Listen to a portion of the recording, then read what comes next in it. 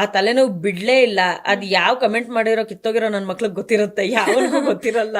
ನಮ್ ತಲೆನೋವು ನಮ್ಗೆ ಗೊತ್ತಿರುತ್ತೆ. ಇವಾಗ ಏನಂತಂದ್ರೆ ಒಂದಷ್ಟು ವರ್ಕ್ ಕಂಟಿನ್ಯೂಸ್ ಆಗಿ ಆಗ್ತಾ ಇದ್ದಂಗೆನೆ ನನಗ್ ತಲೆನೋವು ಬರುತ್ತೆ. ಇಲ್ಲ ನಿದ್ದೆ ಒಂದಿನ ಕಡಿಮೆ ಮಾಡಿದ್ರೆ ತಲೆನೋವು ಬರುತ್ತೆ, ಒಂದಿನ ಜಾಸ್ತಿ ಮಾಡಿದ್ರೆ ತಲೆನೋವು ಬರುತ್ತೆ. ಒಂದ್ ಪರ್ಫ್ಯೂಮ್ ಚೇಂಜ್ ಆದಾಗ ತಲೆನೋವು ಬರುತ್ತೆ, ವರ್ಕೌಟ್ ಇಂಟೆನ್ಸ್ ಆಗಿ ಮಾಡಿದಾಗ ತಲೆನೋವು ಬರುತ್ತೆ. ಇದನ್ನ ಯಾರು ಅರ್ಥ ಮಾಡ್ಕೊಳ್ಳಲ್ಲ.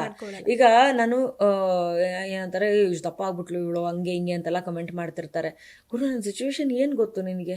ನಮ್ ಸಿನಿಮಾ ಶುರು ಆದಾಗಿಂದ 1 ವರ್ಷದಿಂದ ನನಗೆ ನಿದ್ದೆ ಮಾಡಕ್ಕಾಗಿಲ್ಲ. ನಿನ್ ಕೈಯಲ್ಲಿ ನಿದ್ದೆ ಕೊಡಕ್ಕಾಗಲ್ಲ, ನೀನ್ ಯಾಕೆ ಗುರು ಮಾತಾಡ್ತೀಯಾ? ನಮ್ಮ ಫುಡ್ ಕರೆಕ್ಟ್ ಆಗಿ ನಾವು ಊಟ ಮಾಡಕ್ ಆಗಿರಲ್ಲ, ನಮ್ಮ ನಿದ್ದೆ ಕರೆಕ್ಟ್ ಆಗಿ ಆಗಿರಲ್ಲ. ಮೇನ್ ನಾವು ವೆಯ್ಟ್ ಮೇಂಟೈನ್ ಮಾಡ್ಬೇಕು ಅಂತಂದ್ರೆ ಮೇಜರ್ ಇರೋದೇನೆ ಇದೆರಡು. ಅಂಡ್ ನನ್ನ ಜವಾಬ್ದಾರಿಗಳು ಇರೋದ್ರಿಂದ ನಾನು ಇದೆರಡನ್ನ ಬಿಟ್ಟು ಇಲ್ಲ ನನಗ್ ನಿದ್ದೆ ಇಂಪಾರ್ಟೆಂಟ್ ಅಂತ 9 ಗಂಟೆಗೆ ಹೋಗಿ ಮಲ್ಗಕ್ಕಾಗಲ್ಲ, ನಾನು ಕರೆಕ್ಟ್ ಆಗಿ ತಿನ್ಬಿಡ್ತೀನಿ, ನೀವ್ ಹೆಂಗನ ಮಾಡ್ಕೊಂಡಿರಿ ಅಂತ ನಾನು ಹೋಗಿ ತಿನ್ನಕ್ಕಾಗಲ್ಲ. ಅಲ್ಪ ಸ್ವಲ್ಪ ಸಣ್ಣ ಪುಟ್ಟದೇನೋ ಫ್ರೂಟ್ಸ್ ತಿನ್ಕೊಂಡು ಅದೋ ಇದೋ ಮ್ಯಾನೇಜ್ ಮಾಡ್ಬೋದು. ಅಂಡ್ ಆ ತರ ಇರುವಂತ ಲೈಫ್ ಸ್ಟೈಲು ನನಗೆ ಇಲ್ಲ.